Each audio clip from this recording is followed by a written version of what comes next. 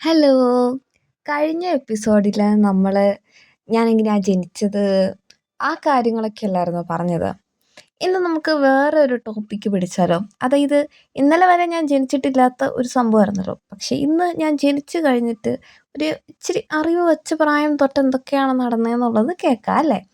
അപ്പം ലൈക്ക് അടിക്കാൻ പറ്റുമെങ്കിൽ ഒന്ന് ലൈക്ക് അടിച്ചോട്ടോ. ഓക്കെ എന്നാ.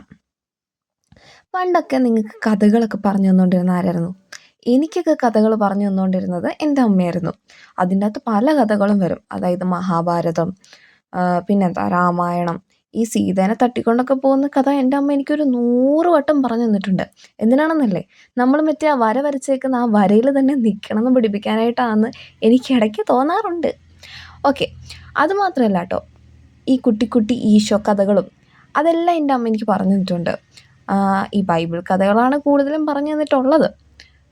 പിന്നെന്താ, അങ്ങനെ കുറച്ച് കുറച്ച് കഥകളൊക്കെ.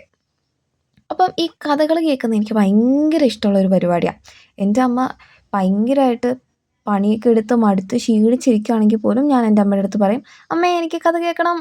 അപ്പം എൻ്റെ അമ്മ എന്ത് ചെയ്യും, വേറെ വഴിയൊന്നും ഇല്ലാത്തതുകൊണ്ട് എനിക്ക് കഥകളൊക്കെ പറഞ്ഞു തരും.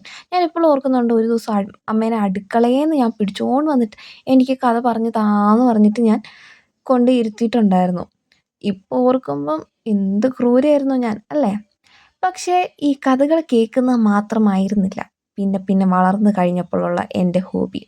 എൻ്റെ അമ്മ കഥകൾ പറഞ്ഞു തന്നുകൊണ്ടിരുന്ന സമയത്ത് അമ്മേനെ തിരുത്തുക, അതങ്ങനെയല്ല അതിങ്ങനെയാണെന്ന് പറഞ്ഞു കൊടുക്കുക, ഇതൊക്കെ എൻ്റെ ലൈഫിലൊരു എന്താ പറയുക, മാറ്റാൻ പറ്റത്തില്ലാത്ത ഒരു സ്വഭാവമായി മാറി. ഇത് തുടക്കത്തിലൊന്നും അത്ര വലിയ പ്രശ്നമൊന്നും ഉണ്ടായിരുന്നില്ല. പക്ഷേ എല്ലാ മനുഷ്യന്മാർക്കും ഒരു അതിര് കാണുമല്ലോ. കാരണം എൻ്റെ അമ്മ മടുത്ത് ക്ഷീണിച്ചാണ് ഒന്നാമത് ഇരിക്കുന്നത്. അപ്പോൾ പിന്നെ എൻ്റെ ഈ കുട്ടി വാശികളും കൂടെ നോക്കാമെന്ന് പറഞ്ഞാൽ അത്ര നടക്കുന്ന കാര്യമല്ല. അപ്പം അങ്ങനെയാണെന്ന് തോന്നുന്നു എൻ്റെ അമ്മ പതുക്കെ പതുക്കെ അത് നിർത്താനായിട്ട് തുടങ്ങി. കഥകൾ പറയുന്നത് നിർത്താനായിട്ട് തുടങ്ങി. എനിക്കിടയ്ക്ക് വെച്ച് ദേഷ്യം തോന്നും. എനിക്ക് തോന്നുന്നു ചിലപ്പം എൻ്റെയും അമ്മയുടെയും ഈ വഴക്കൊക്കെ കാരണമായിരിക്കും എൻ്റെ ചേട്ടൻ ഒരിക്കലും വന്നിട്ട് എൻ്റെ അമ്മയോട് കഥ പറഞ്ഞു താന്നൊന്നും പറഞ്ഞ് വാശി പിടിക്കുന്നത് ഞാൻ കണ്ടിട്ടില്ല. മാത്രമല്ല, ഞാനും എൻ്റെ ചേട്ടായിയും തമ്മിൽ ഒരുമാതിരിപ്പെട്ട ഒരു വയസ്സ് വരെ ഞങ്ങൾ അടിയായിരുന്നു.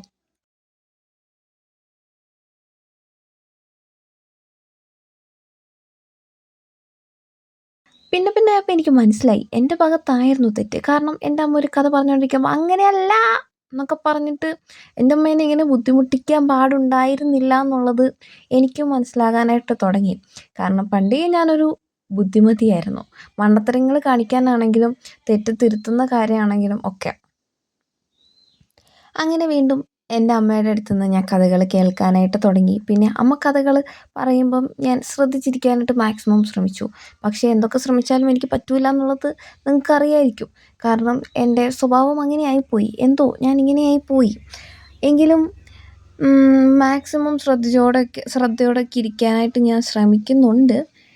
എന്നാൽ ഇപ്പോഴത്തെ ഒരു സമയത്തിലേക്ക് വന്നു കഴിഞ്ഞപ്പോൾ ഞാൻ എൻ്റെ ഒരു ഷോർട്ട് വീഡിയോയിൽ പറഞ്ഞ പോലെ തന്നെ ഞാൻ ഒരു ഭയങ്കര വൃത്തികെട്ടവളാണ്.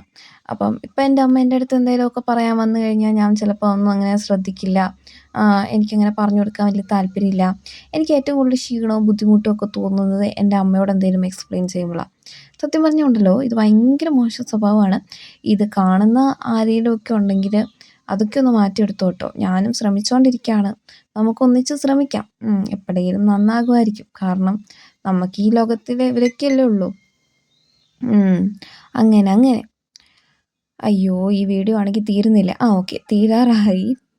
ഓക്കെ, അപ്പം നമുക്ക് നമ്മുടെ അടുത്ത എപ്പിസോഡിൽ കാണാം. ബൈ ബൈ എന്നൊക്കെ പറയണമെന്നുണ്ട്. പക്ഷേ ഞാനൊരു മടിച്ചി ആയതുകൊണ്ട് ഇനിയിപ്പോൾ അടുത്ത എപ്പിസോഡ് എപ്പോൾ ഇറങ്ങുന്നൊന്നും അറിയില്ല. പിന്നെ എന്നെ സബ്സ്ക്രൈബ് ചെയ്തിട്ടുള്ള ആൾക്കാരോടൊക്കെ ഒരുപാട് നന്ദിയുണ്ട്. നിങ്ങളിത് എൻഡ് വരെ കാണുമെന്ന് പോലും എനിക്കറിയത്തില്ല. എൻഡ് വരെ കാണുവാണെങ്കിൽ നല്ലത്. ഇല്ലെങ്കിലും എനിക്കൊന്നും പറയാൻ പറ്റില്ല. കാരണം നിങ്ങളുടെ സമയമാണ്. Okay, bye, good night.